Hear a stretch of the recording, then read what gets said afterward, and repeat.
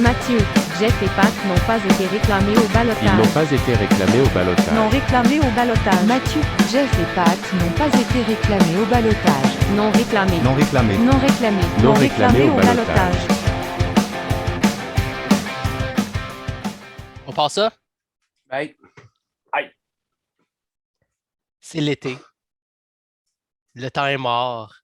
Hein? On a décidé d'aller ajouter un peu d'épices et un peu de saveur à notre épisode avec un brin de Pascal. Pascal de Tout sur le hockey qui va nous parler de prospects, qui va nous parler du futur du Canadien.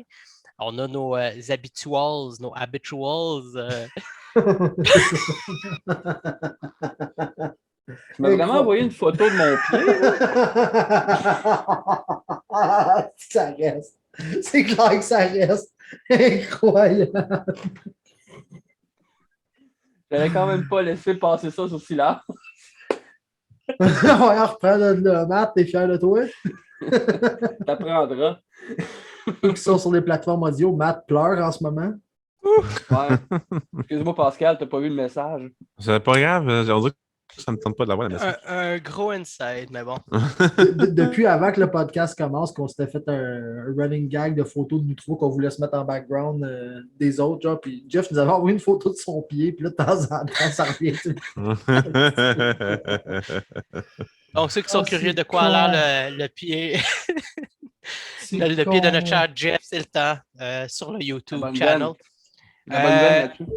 C'est très con. Fait que là, je sais pas où est-ce que j'en étais. Donc, salut Pascal, toute une intro. Tu t'es fait prendre Matt s'est fait prendre flat foot. Flat foot. Ça va bien? Ça va super Bonjour bien, Pascal, bienvenue parmi nous. Comme tu peux voir, on est en mode été. Donc, Ta mode était bien relax. Une fois, Ben, c'est un vous avez- invité, deux fois, c'est un ami du podcast. Historiquement, c'est là. Fait que vous êtes deux à date. Il y a toi puis Ariane, les amis du podcast. Parfait. le gym. Et la carte de chouchou. Les chouchous! Fait que Pascal, un peu plus tard, va nous parler un peu du prospect pool du Canadien. On a Pascal, il regarde beaucoup de hockey extérieur de juste le Rocket que nous autres, on a peut-être plus tendance à regarder. Fait que Pascal va nous parler un peu des joueurs à l'extérieur de l'organisation, going in éventuellement, qui vont se joindre, des Norlander Harris, Farrell de ce monde. Fait que ça, c'est trois noms qui nous viennent en tête, mais il y a une belle petite liste, je pense, qui nous attend en cours d'épisode. Depuis qu'on Ben oui, il y en a une couple de bons, là. Il y en a quelques-uns qu'on connaît, étant donné qu'on regarde le Rocket, mais ceux qu'on ne connaît pas, c'est vraiment eux qu'on est curieux. On voit surtout des clips highlights, mais autres que les highlights, qu'est-ce qui se passe sur la glace avec ces joueurs-là? Parfait. Mais avant ça, on va parler de nos Canadiens actuels. On va parler un peu de l'actualité chez l'équipe. On voulait revenir un peu sur la situation des blessés chez le Canadien. Il y en a trois, entre autres, on connaît un peu leur situation, on ne la connaît pas, mais j'aimerais ça qu'on aille un peu plus en détail aujourd'hui. Il y a surtout Weber, Price et Byron. Moi, je trouve que c'est trois pièces importantes dans l'équipe du Canadien. Fait qu'aujourd'hui, on va prendre un peu plus de temps de parler de ça. Y a-t-il un update sur Price? C'est quelque chose qui a changé? Price, le dernier update que moi j'ai vu passer, c'est qu'il devrait être prêt pour le début de la saison. Fait en gros, moi, ce que ça me fait dire, c'est qu'il y a eu un gros jeu de bluff qui a été fait quand il a été exposé. Ah, moi, je ne veux pas affronter ce gars-là au poker. Hein. Je ne veux pas affronter Bergevin au poker, jamais. Man. Oublie ça. Hein. Ron Francis a mordu comme un poisson de même. Là. Moi, je me fais avoir, je fold à chaque fois. Fold! Mais tu sais, dans le fond, je pense que c'était vraiment bien calculé. Mais que dans le fond, le fait que Ron Francis y a pensé, c'était juste sur une affaire, c'est que est-ce que je fuck tout mon plan de starter relativement faible puis d'avoir du lousse sur le cap? Parce que dans le fond, il voulait Price, il n'y a aucun doute, mais c'était pas ça le plan. Là. Le plan, c'est comme check bien, on va monter quelque chose d'économique tranquillement, pas vite, puis on va structurer ça de la bonne façon par le bas. Puis là, tu te fais lancer un Carey Price qui va te coller ça en série puis fucker tes drafts. Si tu fais là. C'est comme vendre des gilets, ça vaut tout ça? Ben, j'ai exactement la même opinion que toi, dans le fond. S'il avait pris Price, ben, tu finis 15e dans. Ça fuck ton draft en esti. Tu drafts 15e, ça ne sert à rien. À la place de drafter dans le top 10 pour les deux prochains drafts qui sont jamais vu dans la dernière décennie. Donc, À ce point-là? mettons, on ne commencera pas à dire que McDavid. mettons, On va oublier Crosby puis McDavid. Ouais, mettons, Crosby, c'est en 2005, là, ça fait comme une bout. Mais mettons, depuis 2017, 2016, là, c'est des gros drafts qui s'en viennent. Fait que, je le comprends, puis d'après moi, c'est plus Francis qui bluffait pour essayer de faire en sorte que Bergevin allait le payer pour pas qu'il prenne Price, mais ça n'a pas fonctionné. Fait que, les deux sont gros. Il n'y a personne qui a mordu au bluff de l'autre. Donc, il a pensé, tant mieux, mais c'est sûr qu'il n'allait pas le prendre. Honnêtement, Francis, là, si sa stratégie, c'était d'avoir des choix, là, j'ai jamais vu un DG swinguer dans le vide de même. Hein. C'est incroyable. Je pense qu'il a ramassé un 4. Il a ramassé un 4 de Calgary en renvoyant le. Non, de Washington, en renvoyant le gardien là-bas parce qu'il a signé Grobauer. C'est donc dire que la Ligue avait vu clair, tous les GM de la Ligue ont vu clair que Francis ne voulait pas se commettre dans des gros contrats. Fait tout le monde en a exposé presque. Il y a des Tarasenko qui se ramassent à la table, il y en a eu plein d'autres. Il y avait plusieurs affaires. Là. Il y avait vraiment beaucoup de. Il aurait pu faire une équipe vraiment compétitive. Oh oui. C'est pas ça qu'il voulait. Il avait dit qu'il value le cap space. Donc, il a mis le prix vraiment cher pour prendre des gros contrats parce qu'il pensait qu'il allait avoir le edge. Mais tu as l'Arizona qui est arrivé. Qui a dit non, moi, je vais tous les ramasser. Je vais me ramasser 5 choix de deuxième ronde en 2022, un des gros drafts de dernières années. Il s'en fout. Là, il s'est fait torcher. Moi, sérieusement, ça m'a vraiment déçu. Là. Il y a un de mes collègues sur le hockey.com, Larchie, le fameux Larchie, qui s'en allait pour être. Ça va être la meilleure équipe. J'aime Seattle. Puis en fin de compte, il dit comme bon, j'aime plus Seattle. C'est éberlé pour ça. Disons que le club invite à la patience. Oui, exactement. Vraiment. Mais moi c'est Grobauer. Je me demande vraiment qu'est-ce qu'il a fait d'aller là. Genre de lâcher Colorado pour s'en aller là. Genre, c'est comme. Sans compter que j'aime beaucoup Camper. Bon, on va en reparler plus tard là, dans les équipes les plus améliorées. Là, mais moi personnellement, j'aime bien ce gardien-là. Disponible sûrement aussi dans mon pôle à long terme. Sur le bord d'une grosse saison d'éclosion juste avant sa blessure. Il y en avait eu une grosse, puis il était tout. Parce que moi, je l'avais pris dans mon pôle l'année d'après. J'étais comme, oh yeah, mon deuxième goaler, Camper, ça va être payant, mais il est mort. Mais sinon, ouais, j'ai confiance, mais c'est ça, le temps passe, mine de rien, puis je pense que le plafond baisse à toute fois que tu te baisses dans le pic, là, comme s'il ne faut pas. C'est ça. Oui, mais tu sais, la stratégie de Seattle, ça ressemble un peu à ce que le Canadien fait depuis des années. Tu sais, de faire les séries, puis pas se rendre loin, puis être dans le nerd, pas aller loin. Puis en draftant, s'il aurait pris Price, c'est un peu ça qui aurait pu avoir lieu à Seattle, puis c'est pas ça qu'ils veulent là, actuellement, clairement.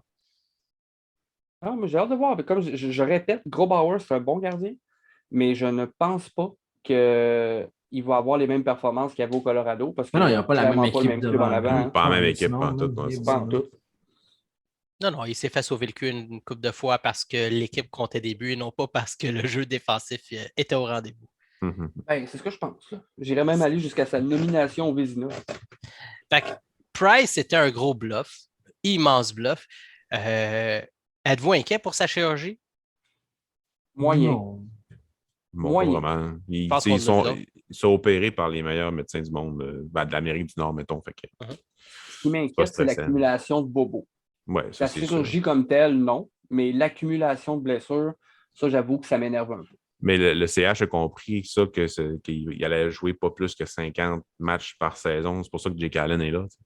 Mais Pascal, tu penses-tu que dans l'année prochaine, on va voir beaucoup plus Jake Allen en début de saison, puis que la courbe de Price, ça va vraiment aller. Plus la saison va avancer, plus que tu vas le voir souvent devant le net. Exactement. C'est vraiment il va manquer toute l'entre-saison pour se préparer. Fait qu'il va falloir qu'il prenne son temps, parce que s'il revient trop tard, trop tôt. T'imagines, les dernières saisons, il y a eu le temps de se préparer avant la saison, puis il y a eu des débuts assez faibles dans les dernières années. Fait que c'est inquiétant quand même. Une chance qu'on a là. Avec Gallagher qui s'est fait, je ne sais pas s'il était opéré, Gallagher, là. En tout cas, il était supposé. Il était capable de frapper des balles de baseball au game des Blue Jays, en tout cas. Ça a l'air de bien aller. C'est Gallagher qui était blessé, Weber qui ne jouera pas, Byron qui a une chirurgie. Gros point d'interrogation pour Byron. Hein? Et il y a eu des bons... 5 mois? Le début de la saison va être ça, moi. Mais ça l'explique pourquoi Byron a eu de la difficulté plus les séries avançaient. Là. Il y a eu des bons moments, des gros flashs, mais à un moment donné, tu le voyais qu'il ne suivait plus. T'as fallu aussi. Oui. C'est sur Allen. Mais ça expliquait aussi pourquoi on a fait autant le plein d'ailier. Ouais. On avait un shit, on en a encore beaucoup d'ailleurs, là, on va se le dire. Là, tu montes les mots de la bouche, Jeff, mais je te demande franchement, est-ce qu'un gars comme Byron va avoir la chance de réintégrer si ça va bien? Ça dépend s'il signe Kachaniot. Est-ce qu'elle est bonne? C'est moi qui ai fait le texte de rumeur sur l'hockey.com de celui-là. Mais c'est Sportsnet, c'est une source fiable, mais oui, ça arrivera pas. Ça arrivera spécialiste pas. insider montréalais. Mais tu sais, mettons, on niaise bien là, Hoffman ou Byron si Hoffman nous permet de produire en powerplay. Ou... Sinon, c'est qui? Je pense pas que Paquette puis. C'est qui? Voyons, si son nom m'échappe. Perrault vont compétitionner pour les spots de Byron en fin de compte sur le depth du line-up. Mais pour moi, je pense que ces gars-là apportent tout quelque chose de différent, un peu plus.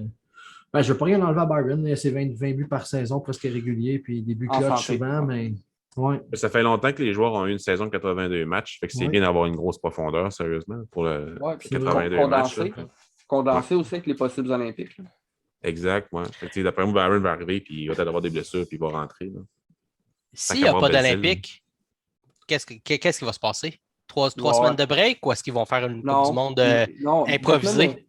Batman a dit qu'il allait remodifier le calendrier en conséquence s'il n'y avait pas d'Olympique. Okay. Non, c'est. Je n'ai pas entendu ça. Il va y avoir la semaine de break habituelle à chaque année pour toutes les équipes. Il va y avoir le week-end des étoiles, puis ça va être une saison banale. Avoir un gros bye week en commun avec tout le monde, dans le pire des cas, maintenant qu'il n'y a pas d'Olympique, ce serait pas mauvais juste pour le show, de remettre tout le monde en forme un peu, puis se donner un bon stretch après. Ouais.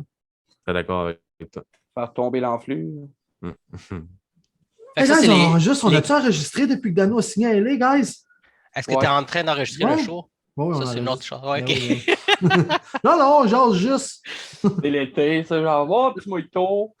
Mais non, on a parlé de Dano, je pense, mais on peut revenir là-dessus, là, si tu veux. Sa signature est quand même très drôle, parce que pour les raisons qu'il va là, il va là pour jouer deuxième centre, mais il s'en va dans l'équipe que la profondeur au centre au niveau du pool de prospects est le plus élite dans la ligue. Ça va prendre une saison, puis il va être dehors. Il va être sur le troisième, sur le quatrième, il va prendre les missions défensives. Mais il t'aide à drafter. Regarde, on l'a vu, nous autres, en jouant des grosses minutes comme premier centre, qu'est-ce que ça donne? Ça donne troisième choix overall. Ça donne 13 buts. Non, c'est un bon joueur, Dano, mais pour oui, mais il retourne dans les mêmes conditions un peu. Il va faire le sauveur pendant 2 ans d'un club qui ne se rend pas, d'un club qui n'est pas contender. Là. Le sauveur de moyenne d'attente décevante. Là. Ils vont l'être, mais vraiment pas tout de suite. C'est quoi les gros noms à garder un œil du côté de LA au centre? Villardy, Scott, Byfield. Oui, Byfield, Scott, Villardy. Après ça, tu as Kupari, tu as Maiden. J'en oublie sûrement de cette année. Kaliev, mais ça, c'est un ailier, je pense. Kaliev, oui. Kaliev, c'est un peu. Bon, bref, je pense. Mais en gros, il y a de la profondeur au centre, puis vite, c'est tu peux s'entasser. La plus élite profondeur au centre au niveau du pool de prospects, c'est vraiment LA. C'est très impressionnant. Il est capable de jouer à l'aile? Ils ont dit qu'ils l'aiment beaucoup. Dano, non. Ils ont dit on t'aime beaucoup. Dano, non, mais plusieurs de leurs prospects au centre sont capables. Comme Turcotte est capable. Byfield n'est pas capable. C'est vraiment plus un centre. Là. Mais Kupari est capable. Il y en a plusieurs qui sont capables. Okay. Honnêtement, là, j'ai crié partout que Dano ne finirait pas son contrat à Los Angeles. Puis je suis convaincu qu'il va se faire échanger avant la fin de ça. Je suis convaincu. Ça ne me donnerait pas pendant tout non plus. C'est un excellent joueur complet, mais le côté offensif de son jeu, il n'est pas là. Je ne sais pas qui lui dit que ce gars-là, c'est un gars qui est capable de faire 50-60 points par année, là, mais c'est quelqu'un qui lui ment. Là. Ils ont des femmes, ils ont des agents, ils ont des gens qui les aiment beaucoup et qui pensent à leurs yeux qu'ils sont les meilleurs au monde, man. C'est ça qui arrive. En tout cas. Moi, j'ai des gros flashbacks de Lars Eller, man. Je veux pas jouer bottom six, je veux pas jouer à l'aile, je veux pas, finalement, quand il a aidé un club à gagner, c'était troisième centre, man. Puis à un moment donné, tu acceptes ton rôle, puis tu aides vraiment ton club, ou donc tu continues à être selfish, puis tu pensais qu'à ta poche. Pour 500 000, la différence, je la comprends pas. Là. Je veux dire, c'est un contrat de publicité de Pizza, puis il y a le même contrat qu'à LA à Montréal. Autre que ça, moi, c'est l'expérience qu'il vient de vivre à Montréal. Il sait où est-ce que l'équipe s'en va. Il voit où est-ce que la jeunesse s'en va de notre équipe, qui ont encore du potentiel, ils ont encore un gardien, ils ont encore une défensive solide. Fait que, moi, c'est de savoir que tu es tellement plus proche de ton objectif réel qui est la Coupe Stanley, au bout de la ligne, que LA qui est encore en train de se bâtir, non? Tu penses pas, Pascal? Ben, avec les grosses blessures, tu sais, oui, Savard est bien cool, là, mais si c'est pas pire, c'est quasiment égal selon moi. Le leadership a pris une bonne claque dans les gosses. Ouais, sérieusement, le gros bout dans les séries, ce qui a fait la différence, c'est quand les vétérans se sont levés et qui ont entraîné les jeunes avec eux autres. Cette année, à part Gallagher puis Price. Non, puis des gars qui ont fait la différence, comme tu dis, dans les speeches en série, là, c'est Mhm. Perry, c'est Stahl, puis c'est Weber. Ouais. C'est les trois qui sont plus là. Mais Price aussi, au moins T'as Price. Price qui a Ouais, tout arrêté en Mais arrière. Price, il est à un slap shot, ben, un défenseur qui tombe dessus de manquer la saison. Fait que, tu sais, c'est très, très, très difficile. T'sais, d'après moi, Bergevin, il s'est dit, bon, je vais ajouter des petits joueurs, là, puis au pire, on ne fait pas de série, puis les gros drafts arrivent. Là, au pire, ils vendront au deadline, mais je pense que ça va être quand même assez tough de faire la série cette année, sérieusement. Je ne pense pas qu'à une saison complète, entraîneur-chef, peut-être Duchamp va ajuster son système avec le roster qui convient mieux, peut-être. Le système qui convient mieux au roster, plutôt. C'est sûr que quand ils ont réussi à implanter le système de Ducharme, ça a vraiment mieux été. On a vu la différence. Ouais, Gallagher, il avait dit ça pendant une entrevue. Il avait dit, dans le fond, que quand Ducharme est arrivé, ils n'ont pas été capables d'avoir des vrais entraînements. C'était trop court comme délai On dans le fond, pour le faire. C'était fou. En plus, il y a eu la COVID qui est rentrée dans la chambre après, ça a tout condensé. Puis juste avant la série, ils ont eu une pause. Fait que là, ils sont entraînés comme il faut, puis ça a vraiment aidé. Fait que là, ils sont arrivés avec Toronto, puis ça, premier match, ça a bien été. Après ça, ça a moins bien été. Les vétérans se sont levés, ils les ont battus. Entre les deux séries, ben, ils ont gardé le momentum, ils ont décollissé les Jets. Puis après ça contre Vegas, ils ont eu une autre semaine de pause, puis ça a encore plus aidé l'équipe. Fait que, ils ont quand même eu de la chance dans leur malchance. Là, mais Ducharme, j'ai hâte de voir pour une saison complète, mais ça va quand même assez tough, selon moi. Là. Puis l'absence de Weber, selon vous, là, ça l'a aidé avec le système et tout ça, mais l'absence de Weber en tant que capitaine, et non pas juste son côté de joueur, ça va manquer énormément à cette équipe-là. Je pense que ça va faire plus mal encore le côté leadership que le côté performance. Non, mais on pense-tu au powerplay, guys, qu'on ne va pas gaspiller 1 minute et demie de notre powerplay à essayer de fider Weber à cette heure? Exact. Ça, là, on va c'est des avantages. Là, tu vas avoir des dangers puis sur les deux côtés, puis l'adversaire le savait tellement. Fait juste checker Weber. Premier powerplay, ils ne savent plus. Non, ils ne savent plus pantoute, man. Parce que tu avais Caulfield, Toffoli, Suzuki, puis tu avais le Gustafsson à la défensive qui était capable de lancer. Tu avais 4 options de shot. C'est vraiment dur pendant la série de checker. Ça va être encore plus hot avec Hoffman l'année prochaine là, au niveau du powerplay. Puis moi aussi, Weber il m'énervait. Il n'y a plus aucun dynamisme dans son lancer. Il n'était plus capable. Il avait mal au pouce. Je le comprends de m'amener. Mais même en saison. En saison, ça va trop vite pour lui. Puis en série, c'est là que son utilité était bonne, parce qu'il est robuste. Puis les arbitres, ils ne donnent pas tout le temps les deux. Le jeu est très serré en série. Ouais, c'est moins rapide en série. C'est plus serré, c'est moins rapide. Fait que ça paraît beaucoup. Il paraît beaucoup moins bien en saison à cause de ça. Fait que, moi, personnellement, je ne pense pas qu'il va revenir là, dans le centre de hockey. Il est trop blessé. Là. Peut-être, là, mais peut-être derrière un banc, mais à part ça. Moi, quand j'ai appris que sa blessure à la cheville était dégénérative. Ouais, c'est juste pour la qualité de vie, l'opération. C'est comme ouf. Je veux dire, à un moment donné, tu commences à penser à ça. Là, on va utiliser ce cap space-là, mais je pense. Je suis pas optimiste pour Shea. Puis côté vestiaire, est-ce qu'ils vont tout de suite avec un autre C ou est-ce que c'est des A? Transition, man. Tranquillement, pas vite. Moi, je pense qu'il n'en reste pas assez. Le leadership va être ramassé par les gens. Il n'en reste pas assez à Gallagher pour t'amuser à faire des transitions. Donne-y tout de suite, c'était pour y donner. Là. Dans 3 ans, son contrat va commencer à faire chialer tout le monde. Donne-y donc c'est tout de suite. Moi, quand Pacioretty a été nommé, je voulais que ce soit Gallagher. C'est sûr que je veux que ce soit Gallagher maintenant. Il y avait 3 classes. C'était Gallagher, Pacioretty ou Subban à l'époque. Moi, c'était Subban dans le temps. Moi, c'était Gallagher. Tu ne pouvais pas donner la pression à Pacioretty. C'était un gars qui était trop à séquence. C'était un marqueur de but, rien d'autre. C'est ça, il n'y avait pas vraiment de mental. Fait que, tu ne pouvais pas lui donner ça.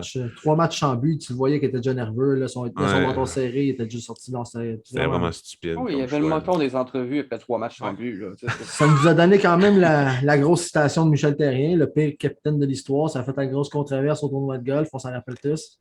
Good time. On savait qu'il n'y avait pas tort. S'il l'a dit! J'ai tendance, oui, parce que c'est facile de le dire maintenant. On savait qu'il n'y avait pas tort, mais on s'en doutait. Bien avec Bergevin, là, l'autre tournoi de golf aussi. Là. Comment, guys? Magique. Il n'était pas, On a eu il des était beaux pas dans la moments. bonne chaise.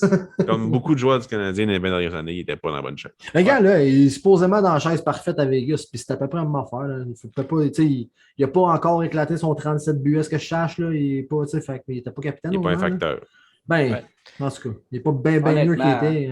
Mais est-ce que c'est. Contre Vegas a juste prouvé qu'on a gagné ce trade-là, non seulement à long terme, mais à court terme aussi. On l'aurait vraiment gagné si on avait chargé Tatar. Mais avec Suzuki, c'est un peu pas chialé. Non, impossible. Non.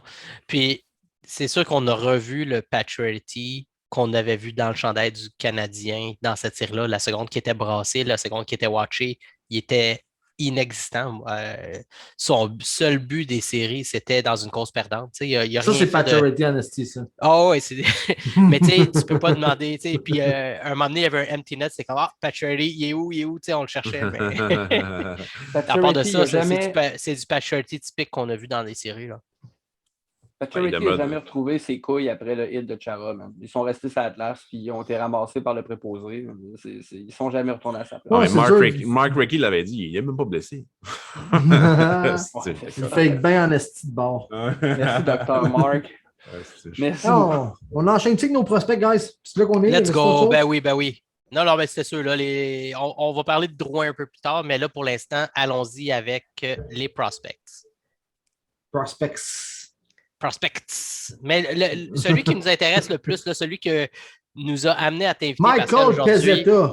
Non, excuse. Celle que je te parlerai pas. C'était Norlander. Jeff, il nous bombarde de dans le chat, c'était ça. Dans le chat, là, Norlander, c'était le sujet de l'heure. Fait que il voulait qu'on t'invite pour ce joueur en particulier. Qu'est-ce que tu as à nous dire sur Norlander, sa situation, puis qu'est-ce qu'on va voir de lui? 2 buts aujourd'hui en pré-saison. Hein? Oui, 2 buts en pré-saison. Ça a été. Frölunda. En Suède. Pour Frölunda, oui, en Suède. Je n'ai pas encore écouté le match. Je vais l'écouter demain quand il va être disponible sur la plateforme que j'ai, la plateforme Instat Hockey. Si je fais une historique de l'année passée.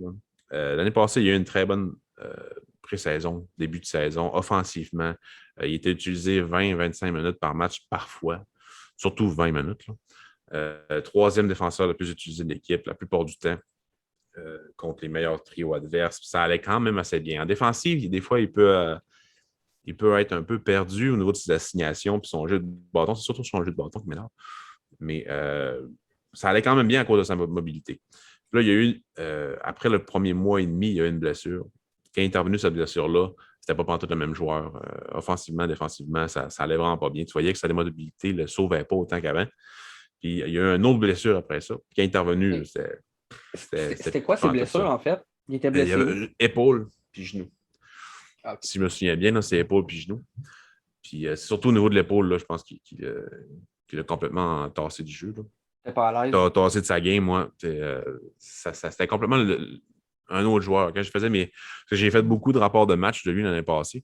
Maintenant, j'ai arrêté parce qu'il s'est blessé, puis j'ai juste pas revenu parce que la nationale de hockey a débuté, mais j'ai continué à écouter ses matchs parce que j'ai regardé un de ses coéquipiers, Simon Vincent, puis bref, d'autres joueurs puis que je vais regarder encore cette année. Mais j'ai plus fait de texte.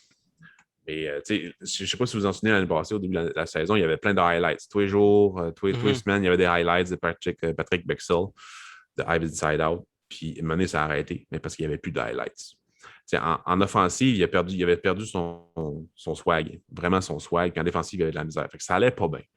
Puis, à la fin de la saison, ça a commencé à aller mieux. Puis en série, il a été vraiment le meilleur joueur de son équipe en défensive. Puis, je pense qu'il a fait 5 points en 7 matchs. Mais il était bon, vraiment bon dans les matchs qu'il a joué. C'était le fun. Fait que j'espère que cette année, c'est la version de lui qu'on va voir. C'est un défenseur qui est surtout, qui est très moderne, dans le fond. Il n'y a personne chez les Canadiens en ce moment qui a ce potentiel, pas élite, mais potentiel offensif-là. On aime beaucoup Romanov, mais il n'y a pas le potentiel offensif comme lui, ou de relance comme lui. Il est plus stable. Il est plus stable. Romanov est plus stable que Norlinder. Peut-être que Norlinder, il ne fera jamais la Ligue nationale de hockey. Quand il va arriver en Amérique du Nord, les plus petites glaces, le fait que ce soit plus rapide et plus physique, ça va peut-être être un mur pour lui. Parce que la SHL, c'est une bonne ligue, mais elle est sous la KHL. Romanov dans la KHL, ça allait quand même bien. Mais Norlinder, l'année passée en SHL, ça allait plus ou moins bien. Fait que, cette saison va vraiment être importante pour lui, pour voir s'il va venir l'année prochaine là, en Amérique du Nord pour voir son impact. Mais pour le Canadien en ce moment, dans le prospect pool puis dans l'équipe, il n'y a personne sauf Petrie. Évidemment, il y a Petrie, mais d'un jeune, je parle, qui a le potentiel offensif de Norlinder. C'est un gars qui est surtout bon dans la relance, que ce soit en patinant ou en faisant des passes. Une première passe vraiment bonne. Il est vraiment excellent là-dedans. En offensive, il y a un bon tir sur réception, oui, mais c'est surtout un distributeur puis un gars qui va bouger le long de la ligne bleue pour ouvrir le jeu, pour créer des faiblesses en défensive, pour faire des passes transversales.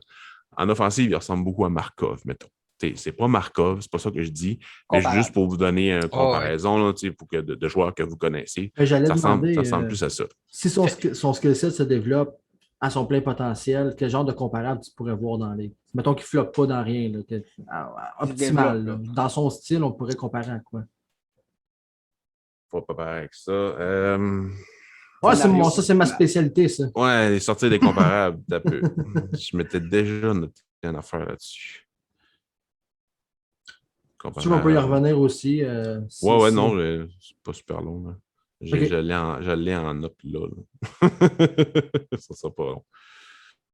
Il faut juste que je trouve le texte que j'avais écrit.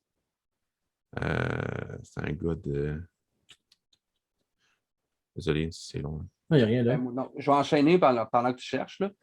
J'aime beaucoup le gars, mais le hype sur lui, moi, je pense que... Tu penses que c'est exagéré? Je pense qu'il faut que les gens se calment un peu. Tu sais, comme Pascal expliquait, le gars, il n'a pas donné un coup de patin encore en Amérique du Nord. Là. Fait que, et j'ajoute aussi que l'espèce de clause, là, que s'il ne fait pas, le Canadien doit retourner à Frolunda, ça m'achète énormément. C'est pour tous les Européens. C'est tout pour les Européens, parce que tant qu'à jouer dans AHL pour 70 000 $ par année, ils aiment souvent mieux jouer dans SHL, dans un environnement qu'ils connaissent. C'était Keith Kendall que je voulais dire. Ouais. OK. Dans le fond, c'est dans SHL, c'est un environnement qu'il connaît, probablement qu'il reste chez ses parents. Donc, Frolunda, c'est une des meilleures équipes, organisations en Suède. Très bon programme, hein? Oui, très, très, très, très bon programme. Ils aiment ça faire jouer les jeunes. Cette année, il va y avoir un joueur de 18 ans, Simon Edvinsson, qui a été repêché par Détroit, qui va jouer sur le top 4, puis Norlinder va être sur l'autre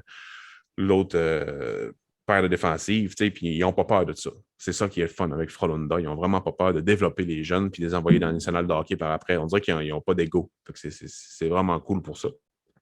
Mon point, par contre, sur lui, pourquoi j'aimerais ça le voir à Laval, c'est que glace nord-américaine, petite glace, jeu serré. C'est genre commencer à t'adapter puis voir c'est quoi le jeu en Amérique. Avec le système de l'équipe aussi. S'il y avait eu projecteur. Oui. S'il y avait eu... là, il va jouer 52 matchs dans SHL. Donc, il va avoir beaucoup de temps pour s'entraîner physiquement en gymnase.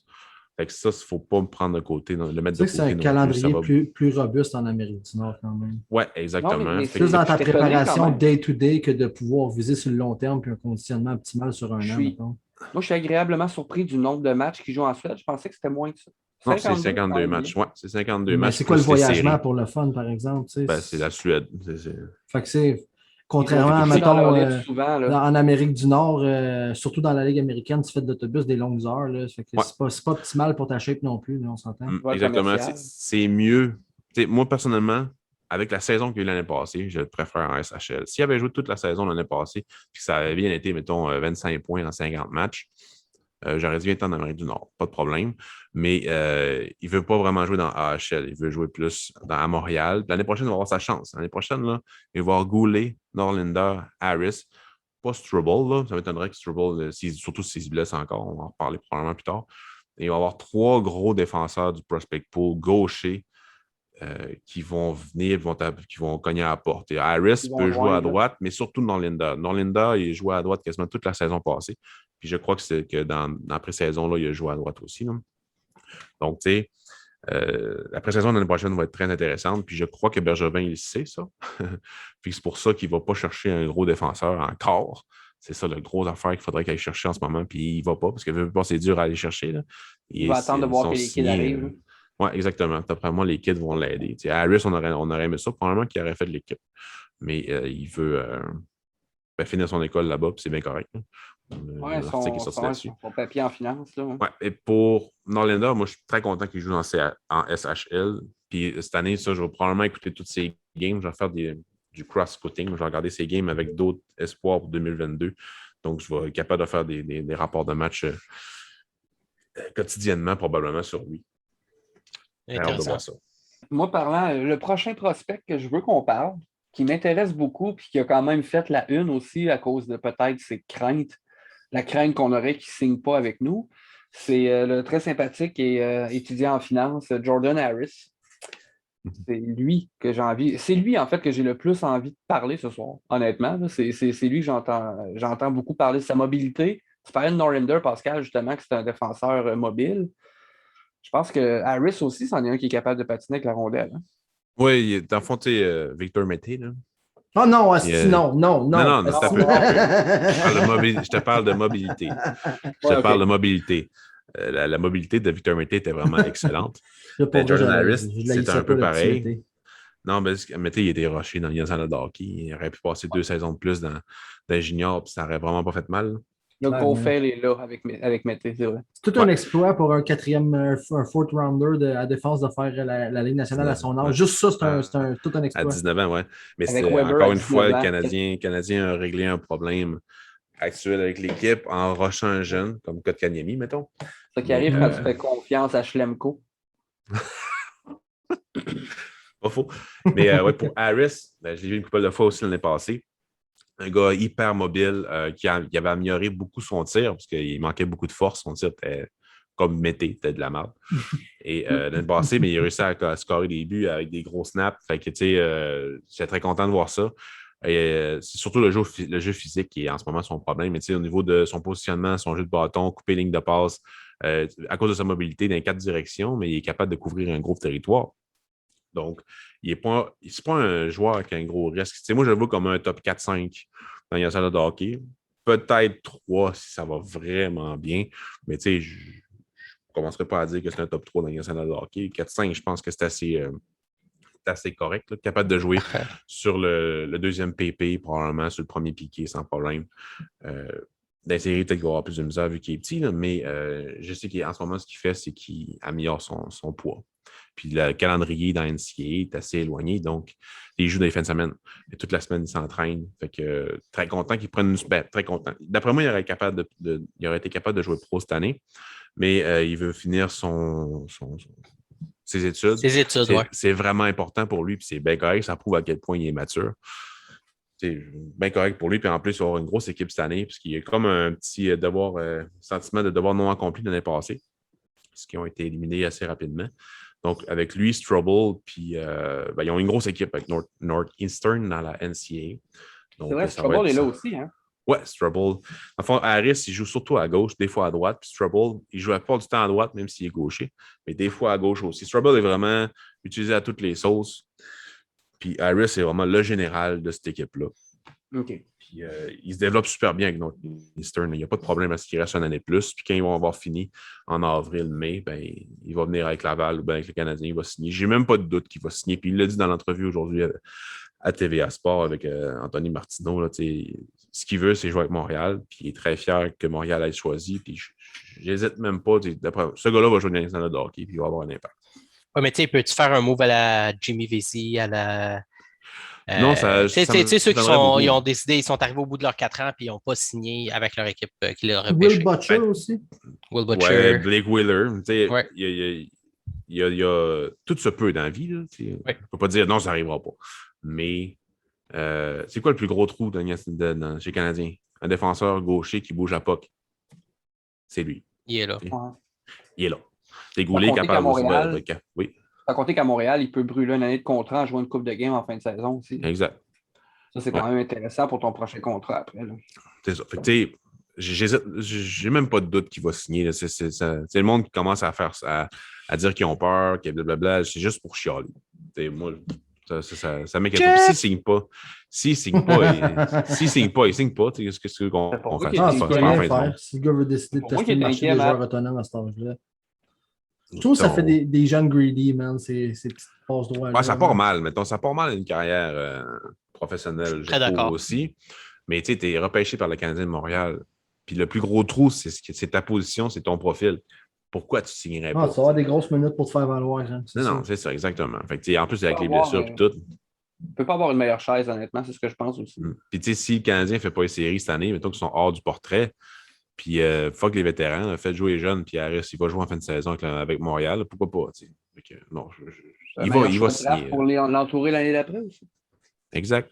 Fait que pour comparer, on dit-tu à Harris, il a peut-être un plafond potentiellement moins élevé que Norlinder, mais plus de chances de faire la Ligue nationale?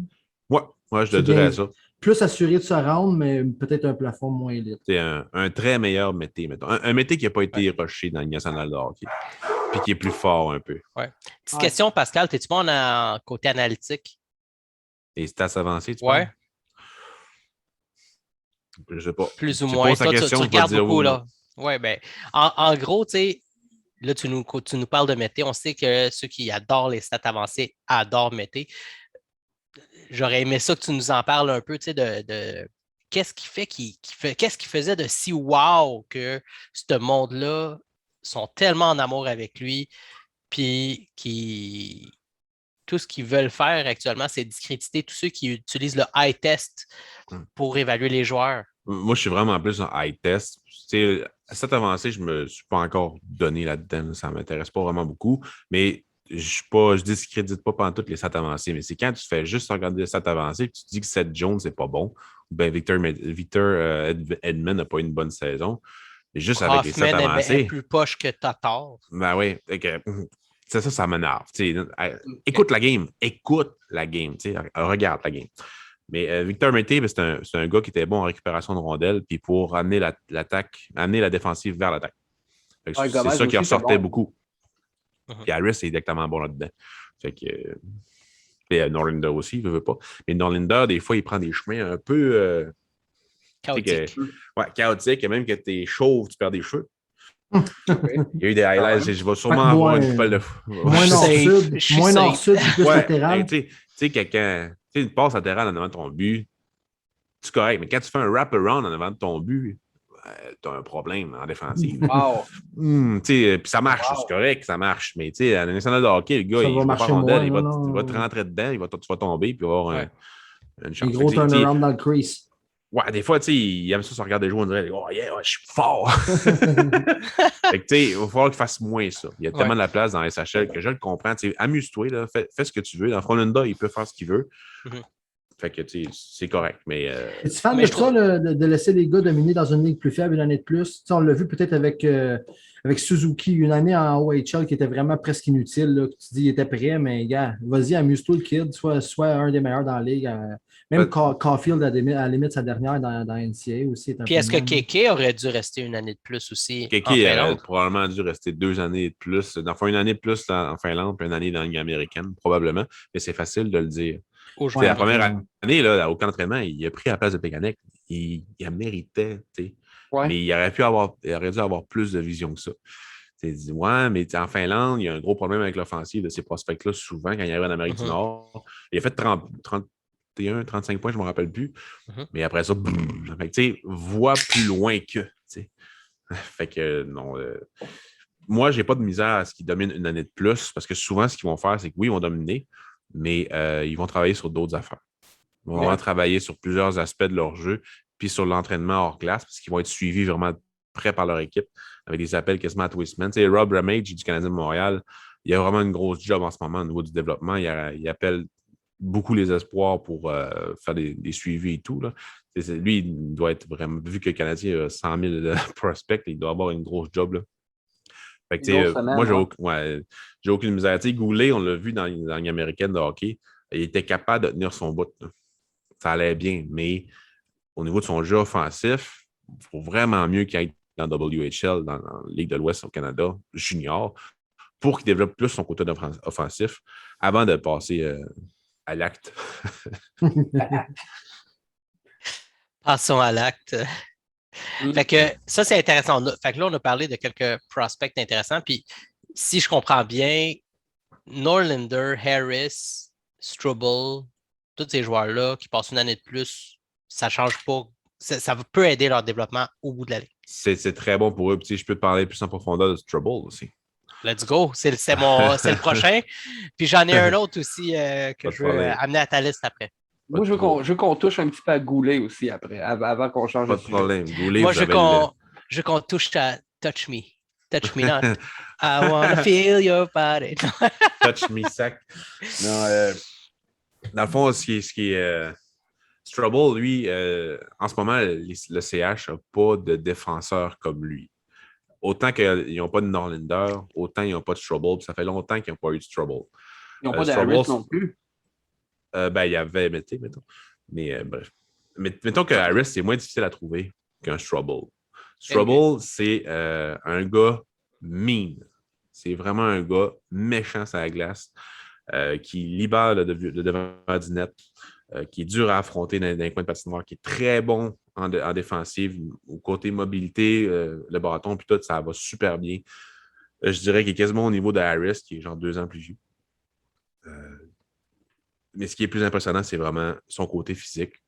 C'est un gars qui plaque, qui punit l'adversaire. Il faut tout le temps tailler la tête haute. C'est pas nécessairement le gars qui va faire des grosses mises en échec en milieu de la glace, là, comme Emlyn ou bien Romanov, des fois contre Brandstrom. Ouais. Romanov, comme 2 fois contre Brandstrom l'année passée. Mais dans les coins de patinoire, il va te faire payer le prix. Pour reprendre l'expression populaire dans le coaching staff montréalais, tough to play against. Tough to play against. Il compete. Puis en plus, il y a une mobilité. C'est un athlète incroyable. Je ne sais pas si vous avez vu la photo la semaine passée, il y a une grosse photo. Une photo de lui qui dans le fond, il est shapé comme Marc Bergevin. C'est un athlète. Je m'en allais dire un gars à la Marc Bergevin, clairement. À la Bergevin, ils aiment ces joueurs-là. Tout un athlète. Ces joueurs-là, exactement. Ces drafts-là, ces draft experts-là, ces coachs-là, ils aiment tous ces gars-là en général, pas que les joueurs. Ouais. Même dans le coaching staff. Je me rappelle de Strubble, ce qui avait été dit sur lui, là, c'est dans l'espèce de combine puis les tests d'évaluation de cette année-là de repêchage. Tout ce qui était force et physique, c'était lui qui était le premier. Parmi tout le bassin de kids qui allait être drafté cette année-là. C'est vraiment un athlète. Sérieusement, il est vraiment impressionnant. Puis, pas l'année passée, mais l'autre d'avant, j'avais regardé beaucoup de matchs aussi avec lui et Harris. Ce qui m'énervait, c'est que souvent, il y a une bonne mobilité, fait qu'il monte la puck, mais il arrivait en offensive, puis il ne passait rien. Il se faisait à côté du bord de la bande, ça tuait le jeu. Il envoyait la puck nulle part. L'année passée, ça a été tout autre chose. Il a vraiment plus développé son côté offensif. Plus sa vision offensive. Ça me faisait peur, mais l'année passée, on a vu, OK, il y a vraiment du potentiel, puis ça va quand même bien avec les décisions avec la rondelle. Il a amélioré cet aspect-là, mais les maudites blessures sont en train de scraper sa carrière à date. Ah ouais? Il faut vraiment qu'il joue la saison au complet cette année. Parce qu'il y a eu des grosses blessures. Puis tu sais, même si t'es un athlète incroyable, mais si t'as des blessures aux genoux, aux épaules, puis tout à 20 ans, ça va pas bien. Là, ça hypothèque le reste. Hein? C'est plate. Là, fait que ça raccourcit ta carrière, mettons. Fait que, tu sais, lui, là, Strubble en ce moment, au niveau potentiel, all around, c'est possiblement lui qui pourrait être le meilleur défenseur de la Ligue nationale de hockey. Des Canadiens. Okay. Il est plus fort que Norlinder. Il est probablement plus mobile aussi. Il y a autant de vision offensive en ce moment. Dans le fond. Il produit peut-être moins, mais ça va super bien dans la NCAA. Comparativement à Harris, il est tout aussi mobile, il est plus physique. Tu sais, il y a tout le temps l'aspect physique qui est vraiment plus important. Si mettons, on le compare à Romanov, il a plus de vision offensive que lui. Fait que, tu sais, il a tout pour réussir. C'est juste qu'il faut absolument qu'il améliore sa constance puis qu'il arrête de se blesser. C'est vraiment ça. Ça, il n'y a pas tout le temps le contrôle. Fait que je m'attends beaucoup de lui. Il ne choisit pas. Non, c'est ça. Ce qui est bien dans son équipe à Northeastern, c'est qu'il y a Harris, il y a Strubble, donc je vais les regarder beaucoup cette année. Puis il y a Jack Hughes, qui est un prospect pour l'année prochaine, un des top prospects, top 20. Il s'appelle Jack Hughes. C'est pas un des frères Hughes. C'est pas quelqu'un qui est relate pas à tout. Ouais, c'est vraiment une coïncidence. Puis c'est un centre qui va jouer pour eux autres. Fait que je vais m'amuser pas mal à regarder Northeastern cette année. Un peu comme les Sébastien Aho, mais cette fois-là, les deux sont bons. Ouais, c'est ça. C'est un très bon. Il a joué dans le programme américain l'année passée, là, puis ça allait super bien, même s'il avait 16 ans. Là. Fait que, à garder à l'œil pour la première ronde en 2022. Merveilleux. Parfait. On y va avec lequel, là, le prochain? On est encore des défenseurs ou on passe à l'attaque? Moi, je suis un petit Caden Goulet, là. Moi, j'avoue qu'on le voit, Goulet. Vas-y. Je l'ai à l'œil, lui, là. Moi, il m'intrigue, là. D'abord, est-ce qu'on l'a overhype ou est-ce qu'on l'a underhype, Goulet? Est-ce qu'il reçoit l'amour qu'il mérite ou on a trop d'attente? Tourigny l'adore. André Tourigny le vénère. Le vénère, oui. Tu sais, c'est parce que c'est un leader. Tout le monde aime les leaders. C'est un gars excessivement physique, qui a une bonne mobilité, qui est capable de distribuer en rondelle, à monter, faire des passes, ça va bien. Il y a une petite tendance au crampe au cerveau, de temps en temps dans sa zone, comme beaucoup de jeunes dans son âge, mais c'est un spécialiste quand même de la défensive. Il est quand même pas si pire. Il va probablement jouer sur le deuxième PP, sur le deuxième power play là, dans le national de hockey, ce qui n'est pas mauvais. En plus de t'amener du physique, du leadership, puis du bon jeu dans ta zone. On s'attend sur un chiffre de piqué aussi ou pas? Oui, premier piqué, ça, c'est sûr et certain. Okay. Ça va être ton premier piqué. Moi, je le vois comme un top 3. Comme troisième meilleur défenseur de formation, c'est très possible. Est-ce qu'il pourrait augmenter à 2? Ça se pourrait très bien aussi. Le Canadien, en ce moment, ce qu'ils ont fait, c'est qu'ils ont repêché beaucoup de défenseurs qui ont un potentiel quasiment similaire, mais pas le même style. Il n'y a pas de vedette. Il n'y a pas de vedette, mais ça va être beaucoup de profondeur et tough to play against, sauf Harris. Et Norlinder, mais tu as des gros défenseurs, puis d'autres qui sont mobiles, et tout le monde est capable de bouger à puck. Ça, c'est vraiment une défensive moderne, avec une petite touche canadienne des séries 2021. C'est tough to play against, qui te font mal. Mais c'est fun parce que c'est. Ouais, j'aime ce que tu viens de dire là. C'est vraiment intéressant parce qu'on est retourné old school dans les séries de 2021, mais d'avoir cette vision 2021 qui est solide, fort physiquement, avec la vision nouvelle ère qui est défenseur mobile, je trouve ça vraiment intéressant ce que tu dis là. Ouais, est-ce que tout le monde va faire la nationale de hockey? Ça on ne le sait pas. Ça reste à savoir. Le temps va nous le dire, là, sérieusement. Mais Goulet, moi, c'est lui que je trouve qui est le plus safe, qui est le plus sûr de faire la nationale de hockey. Puis c'est pour ça qu'il a été repêché aussitôt. C'est le 16e, je pense, l'année passée, 16 ou 15. Je voulais Dawson Mercer, mais j'étais quand même content. Avec le recul, je comprends la sélection de Goulet pour la défensive vieillissante, puis l'aspect robustesse que c'est dur à trouver. Sérieusement, c'est vraiment dur à trouver ce genre de défenseur aussi complet-là. Donc, j'ai vraiment hâte de voir. Encore une fois, j'ai vraiment hâte de le voir cette année, de faire des rapports de match. Depuis ce draft-là, est-ce que Mercer ou Goulet est plus amélioré? Goulet, il a manqué tellement toute la saison. Il a manqué une bonne partie de la saison. Mercer, il a vraiment bien joué. Mais les deux sont des prospects très bons, de même niveau. Probablement que ça aurait été Mercer tout de suite après. Là, ça dépend de la liste. Moi, je ne suis pas au courant de la liste, même si j'aimerais vraiment la liste. Ça devrait la publier après, right? Ça serait fou. Non, il paraît qu'elle disparaît après. Poup! Il supprime absolument tout. Comme tu as vu au dernier draft, Timmons, il ne pille jamais dans le pot de chip, lui. Fait que c'est lui qui mange la feuille. C'est à mesure.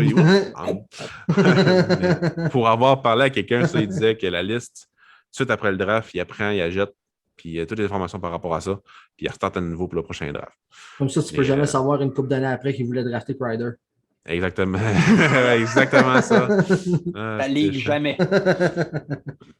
Ça, c'est pas notre ressort.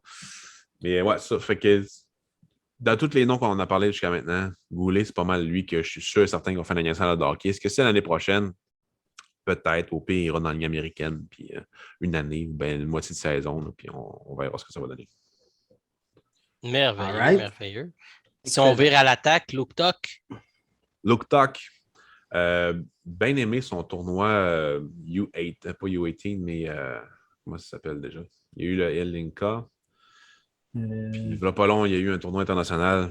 C'était juste en préparation. Ouais, c'est juste en préparation du championnat mondial. C'est le World Junior Summer Showcase. Ah, le Summer Showcase! Ouais, le Summer Showcase. Je me suis amusé là-dessus aussi. J'ai fait pas mal de vidéos, des rapports de match de Tuch et de Michak. C'est-tu Michak? Non, c'est pas Michak. En tout cas, bref, c'est pas grave. Non, c'était pas Michak, c'était Luke Tuch puis un autre. En fait, je sais pas. Bref, Luke Tuch. Je le voyais plus l'année passée comme un joueur de troisième trio qui est capable de faire du 20-20. Du 20 buts, 20 passes. T'amener du physique. Il est vraiment rapide, là, sérieusement. Il est en ligne douette, là, assez impressionnant. Ouais. Puis, il ressemble à son frère, finalement. Oui, mais son frère est plus fancy. Mettons, lui, il est plus mean.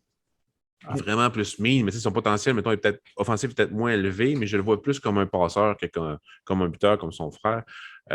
Ça m'a impressionné dans le Summer Showcase, ce qu'il était capable de faire des fois avec la rondelle.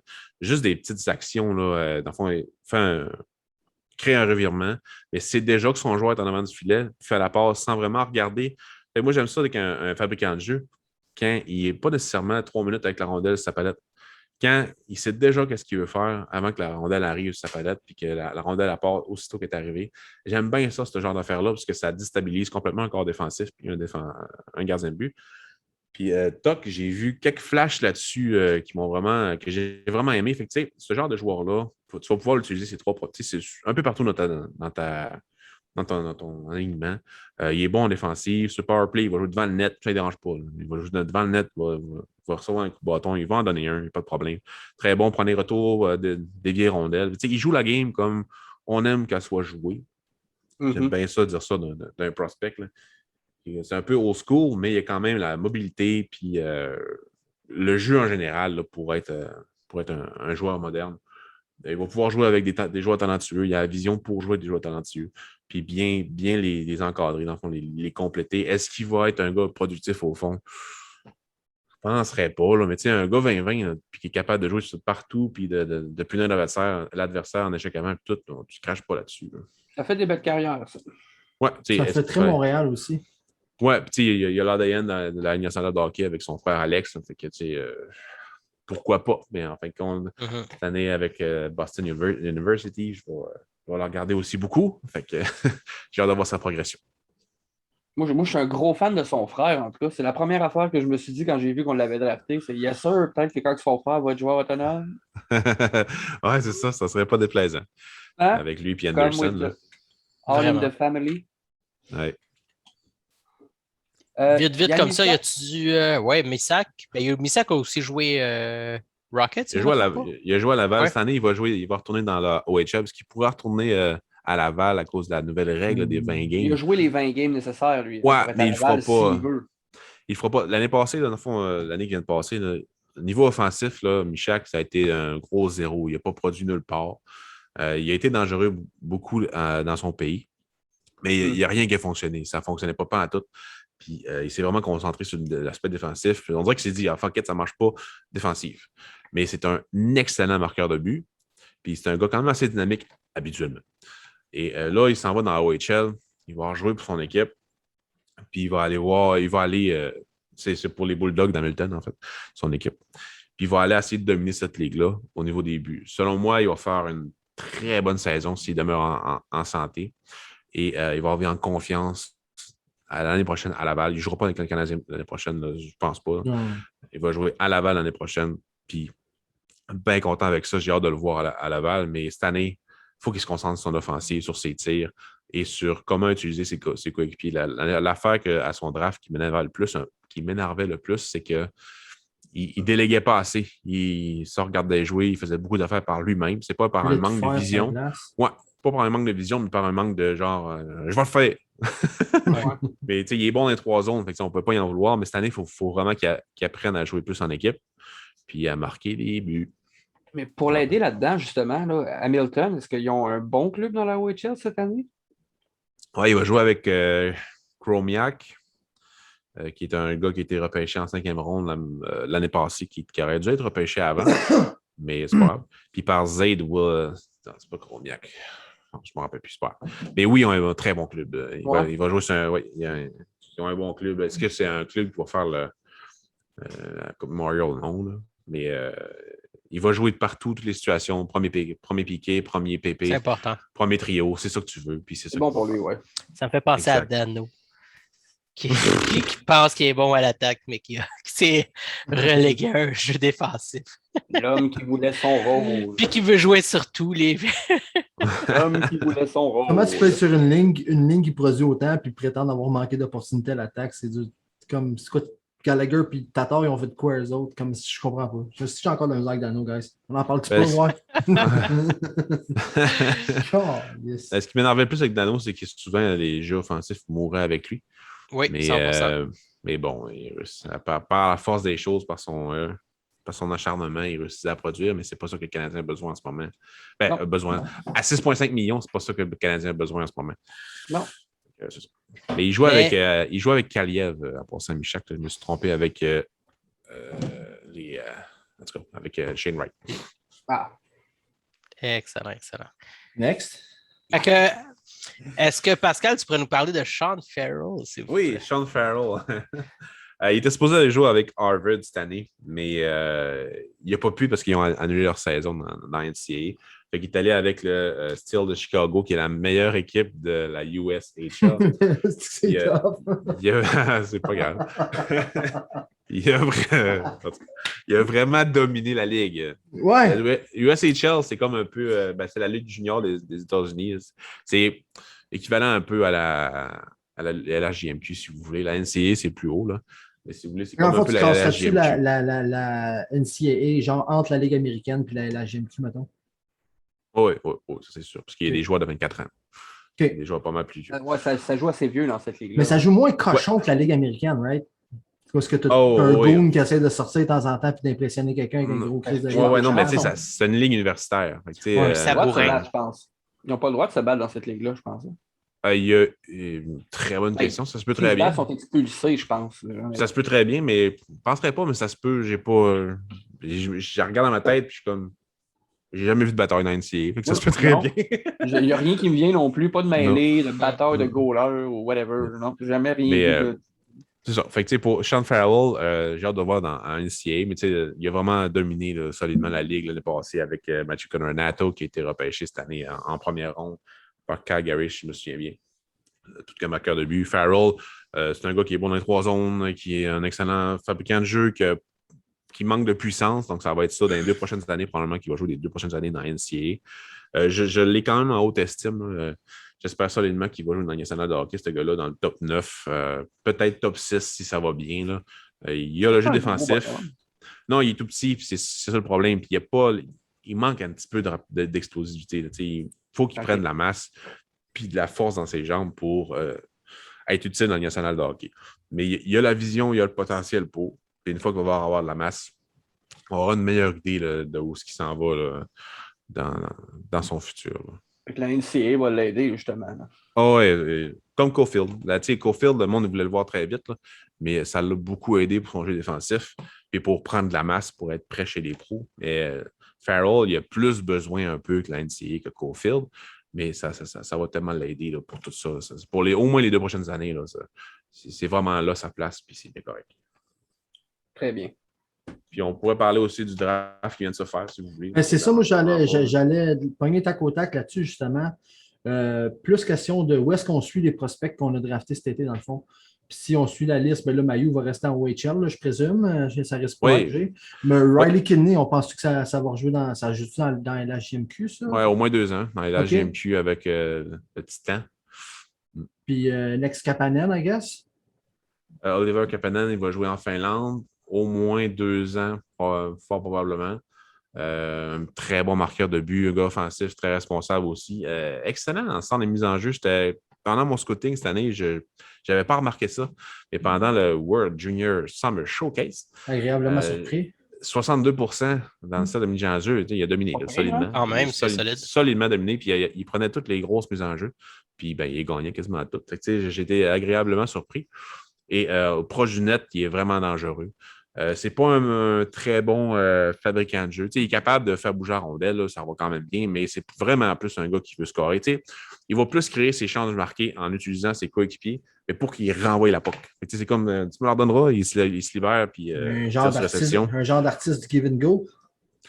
Exactement ça, give and go. C'est vraiment ça. Puis, il y a un petit style aussi à la Caulfield de se placer à gauche là, pour un tir sur réception. C'est un joueur de finesse, mais qui est quand même responsable ailleurs. Mais il manque un peu de pace dans son jeu. Il faut vraiment qu'il augmente. Mais ça, c'est ça. Dans Finlande, c'est vraiment ça. Là.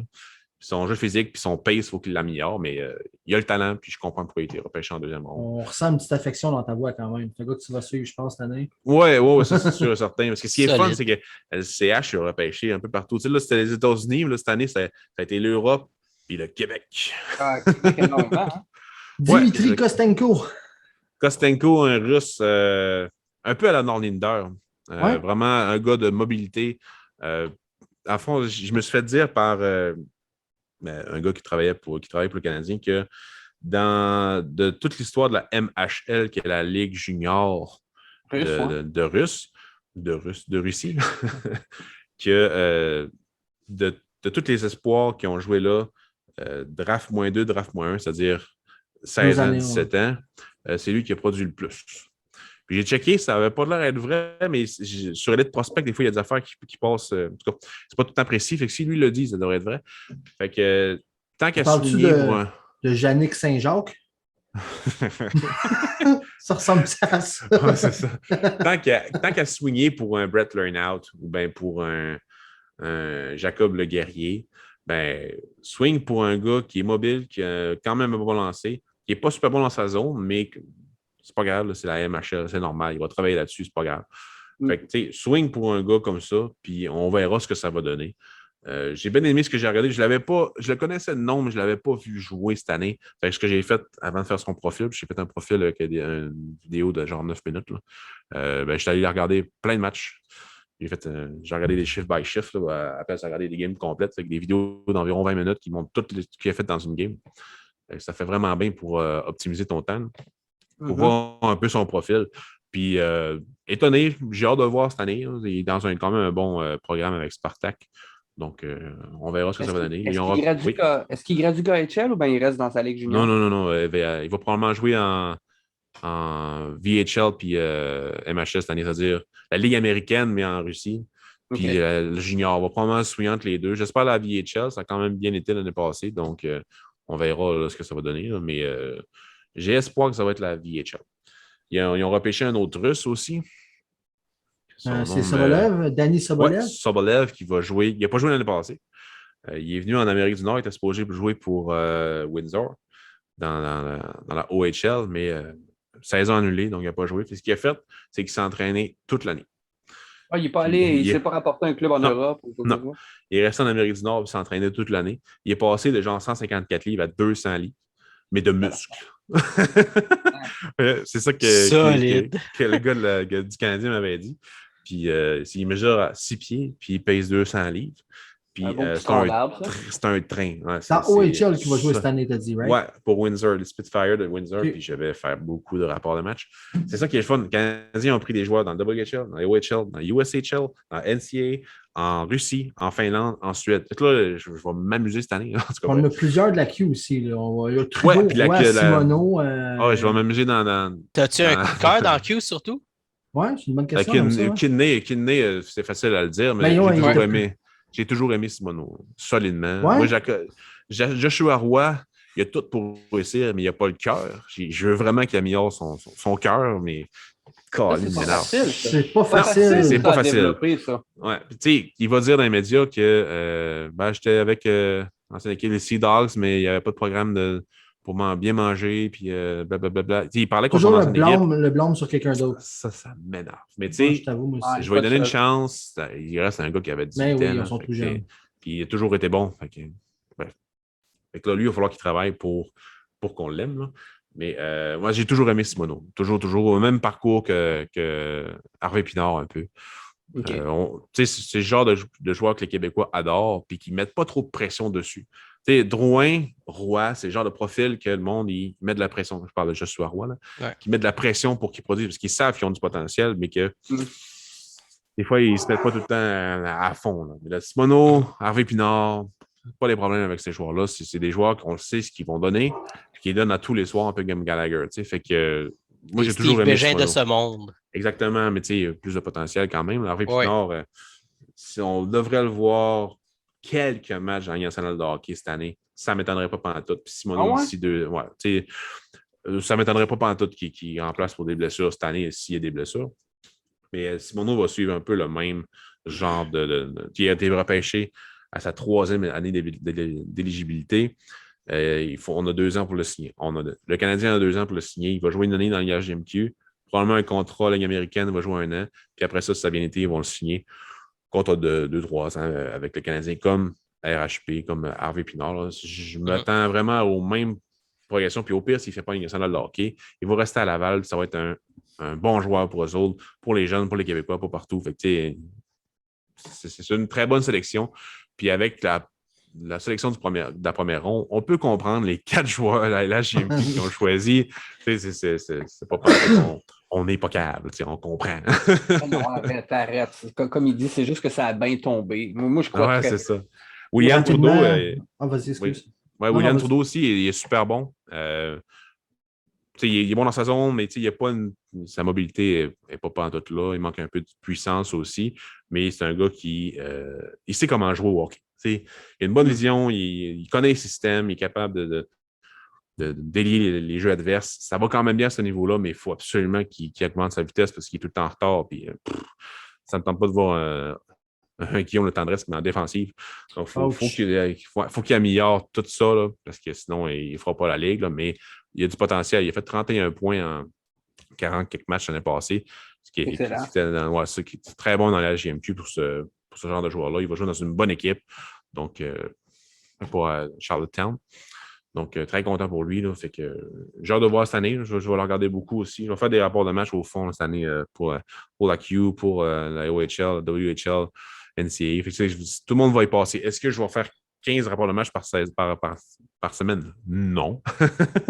Mais on va voir. Je vais essayer de faire en sorte qu'on voit la progression des gens.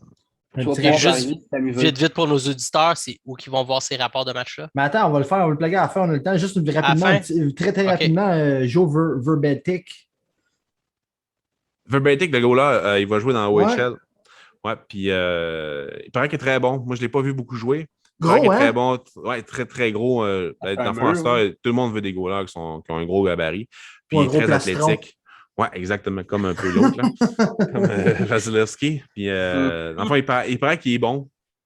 Mais même s'il jouait pour North Battalion, il paraît. Moi, je l'ai pas vu jouer, puis je suis pas un expert de gardien. Okay. On va le voir cette année, puis je vais le regarder jouer. Pascal Lapointe, sous le radar LNH. Oui. On te suit, on a des excellentes vidéos, des beaux descriptifs des joueurs qu'on a dans notre banque de prospects.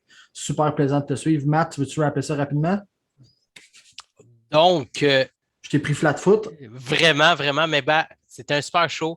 Merci Pascal, merci Pat, merci Jeff, merci moi pour un super show. Donc, si vous avez apprécié, un petit subscribe, un petit like pour notre épisode. Allez aussi voir notre équipe. Tu veux jouer rapidement puis tu me montres ça. Et n'hésitez pas à aller voir nos amis aussi à Tout sur le hockey. Oui. Et l'équipe de Pascal. Et c'est l'été. N'ont pas été réclamés au balotage. Restez pas avec la suite. Puisqu'on n'a pas parlé cette semaine, ça va venir la semaine prochaine. On va être non réclamé. Non réclamé. Non réclamé. Au balotage. On va se cogner chez Mathieu. Vous êtes les bienvenus.